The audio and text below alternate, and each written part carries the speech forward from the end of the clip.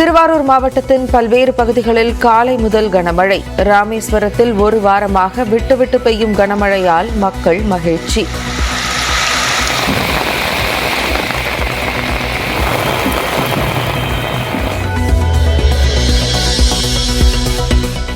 கனமழையால் ஆண்டிப்பட்டி அருகே சின்னச்சுருளி அருவியில் நீர்வரத்து அதிகரிப்பு. சுற்றுலா பயணிகள் செல்ல தடை.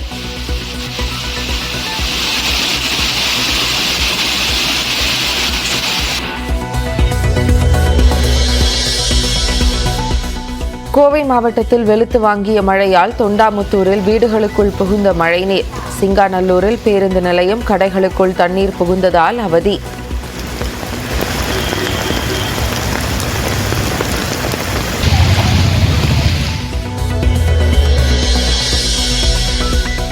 உடுமலை திருமூர்த்தி மலைக்கோயிலை சூழ்ந்த காட்டாற்று வெள்ளம். உடனடியாக வெளியேறியதால் உயிர் தப்பிய பக்தர்கள்.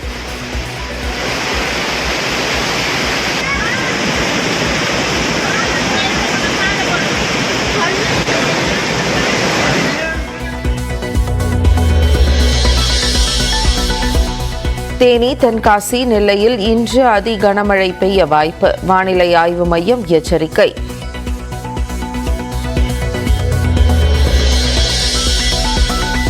கன்னியாகுமரி, கோவை, நீலகிரி உள்ளிட்ட 6 மாவட்டங்களில் இன்று மிக கனமழைக்கு வாய்ப்பு. தூத்துக்குடி, மதுரை உள்ளிட்ட 5 மாவட்டங்களில் கனமழை பெய்யக்கூடும் எனவும் வானிலை மையம் கணிப்பு. உத்தரப்பிரதேசம், மகாராஷ்டிரா உள்ளிட்ட 8 மாநிலங்களில் 49 தொகுதிகளில் நாளை வாக்குப்பதிவு. வாக்கு இயந்திரங்களை எடுத்து செல்லும் பணிகள் தீவிரம்.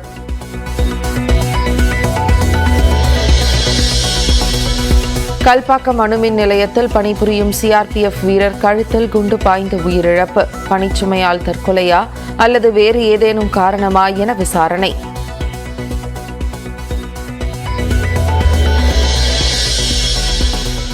வைகாசி முதல் முகூர்த்தத்தை ஒட்டி திருப்பரங்குன்றத்தில் ஒரே நேரத்தில் 100க்கும் மேற்பட்ட திருமணங்கள். நிரம்பி வழிந்த கூட்டத்தால் களை கட்டிய கோயில் வீதி.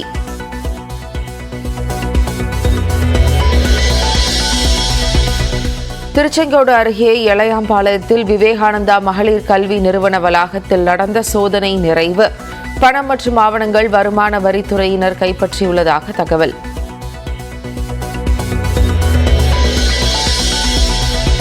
கரூர் மாவட்டம் நெரூரில் சதாசிவ பிரேமேந்திராள் ஆராதனை விழாவில் 8 ஆண்டுகளுக்கு பிறந்த நடந்த அன்னதானம். எச்சிலையில் அங்க பிரதட்சணம் செய்து நேர்த்திக்கடன் செலுத்திய பக்தர்கள்.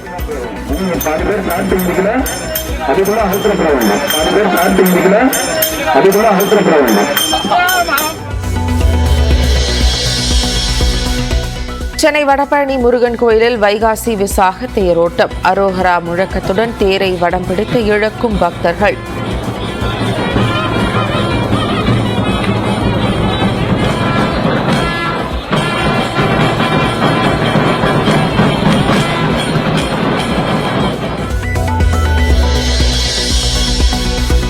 கோடை விடுமுறையால் திருப்பதியில் அலைமோதும் பக்தர்கள் கூட்டம். ஒரே நாளில் 90,000 பேர் தரிசனம் செய்த நிலையில் இலவச தரிசனத்திற்கு 24 மணி நேரம் காத்திருக்கும் சூழல்.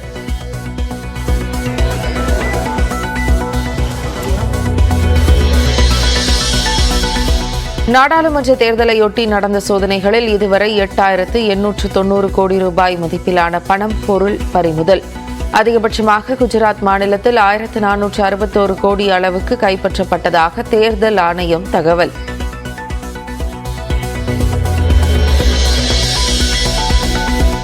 மக்களவைத் தேர்தலில் வெற்றி பெற்றால் சினிமாவிலிருந்து விலகி விடுவேன். பாலிவுட் நடிகையும் பாஜக வேட்பாளருமான கங்கனா ரணாவத் அறிவிப்பு.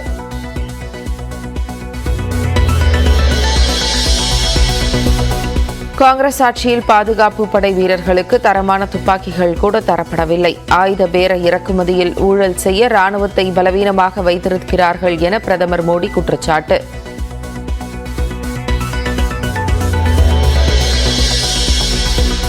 நேருக்கு நேர் விவாதம் செய்வதற்கு எங்கு வர வேண்டும் என பிரதமர் மோடிக்கு ராகுல் காந்தி மீண்டும் சவால். விவாதத்திற்கு பிரதமர் வரமாட்டார் எனவும் விமர்சனம்.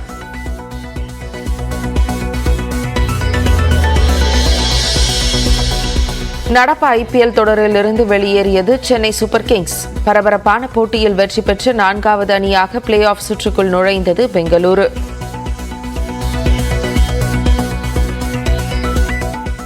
பிளாஸ்டிக் லைட்டர்களின் வரவால் தூத்துக்குடியில் தீப்பெட்டி உற்பத்தி தொழில் நலிவடைந்து வருகிறது. வாரம் 6 நாட்கள் இயங்கி வந்த தீப்பெட்டி ஆலைகள் 4 நாட்கள் மட்டுமே இயங்கும் நிலைக்கு தள்ளப்பட்டுள்ளன.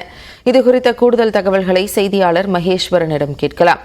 மகேஸ்வரன், தீப்பெட்டி ஆலைகளினுடைய தற்போதைய சூழல், அங்கிருக்கக்கூடிய தொழிலாளர்களுடைய கோரிக்கை என்னவாக இருக்கிறது?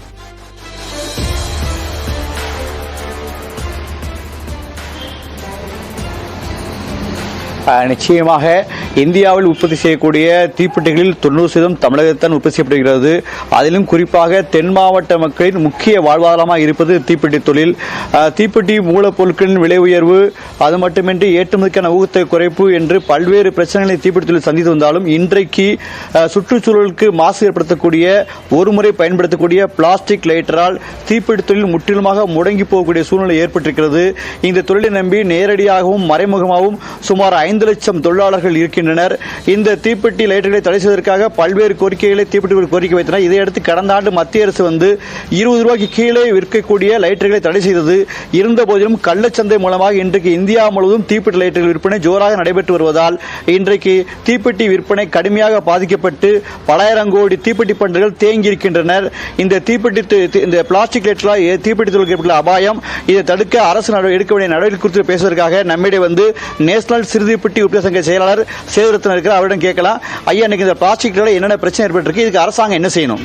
அதாவது தமிழகத்தினுடைய தென் மாவட்டங்களான தூத்துக்குடி, விருதுநகர், தென்காசி மாவட்டங்கள் மற்றும் வேலூர் மாவட்டம் குடியாத்தம், தருமபுரி மாவட்டம் காவிரிப்பட்டினம் போன்ற பகுதியில் உள்ள பெண்களுக்கு 90% பெண்களுக்கு வாழ்வாதாரமாக வழங்குகின்ற இந்த தீப்பெட்டி தொழிலை நம்பி சுமார் 5 லட்சம் தொழிலாளர்கள் வாழ்ந்து வருகின்றனர்.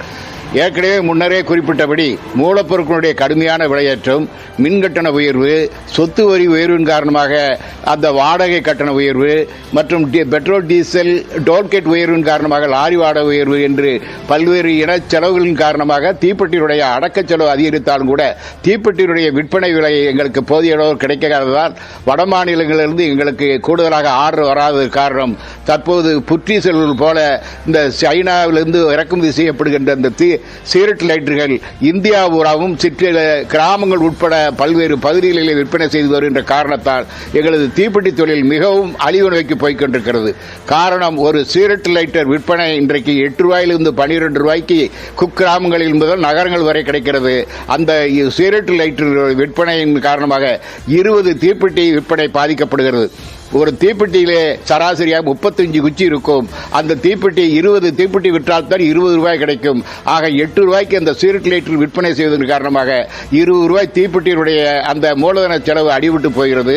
மேலும் கடந்த காலங்களிலே எங்களுக்கு வெளிநாடுகளுக்கு ஏற்றுமதி செய்யப்பட்ட ஊக்கத்தொகை 8% இருந்ததை படிப்படியாக குறைக்கப்பட்டு இன்றைக்கு 1.5% ஆக்கப்பட்டிருக்கிறது. இதனால் எங்களுக்கு வெளிநாடுகளுக்கு ஏற்றுமதி செய்யக்கூடிய வாய்ப்பும் குறைகிறது.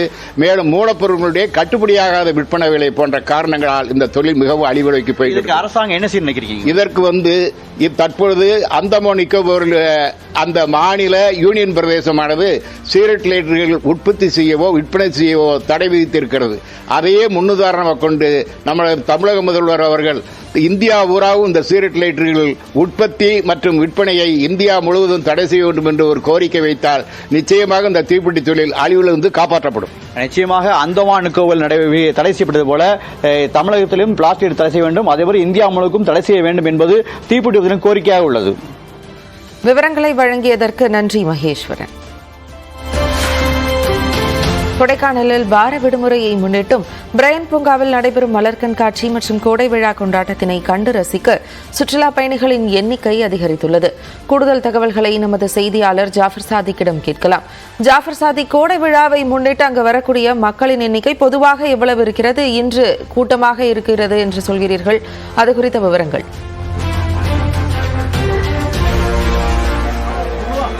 நிச்சயமாக ஜெனிஃபர், மலைகளின் இளவரசி என்று அழைக்கப்படும் கொடைக்கானலில் நிலவும் இதமான காலநிலையை கண்டு மகிழவும், வார விடுமுறையை கொண்டாடி மகிழவும் சுற்றுலா பயணிகளின் வருகையானது சற்று இன்று அதிகரித்தே காணப்படுகிறது. குறிப்பாக நகரின் மத்திய பகுதியில் அமைந்துள்ள பிரையன் பூங்காவில் நடைபெற்று வரும் மலர் கண்காட்சியின் 3வது நாளான இன்று சுற்றுலா பயணிகளின் வருகையானதே சற்று அதிகரித்தே காணப்படுகிறது.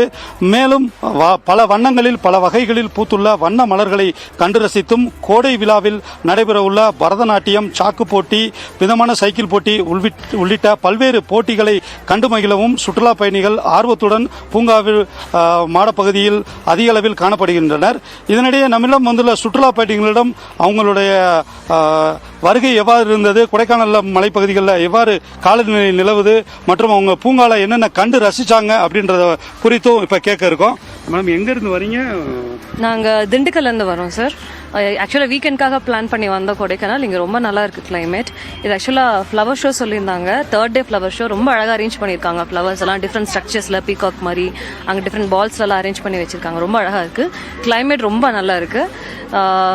இங்கே நிறையா கல்ச்சுரல்ஸ் வேற அரேஞ்ச் பண்ணியிருக்காங்க போல இருக்கு. ஸோ அதெல்லாம் வெயிட் பண்ணி பார்க்கலான்னு வெயிட் பண்ணிட்டு இருக்கோம் சார்.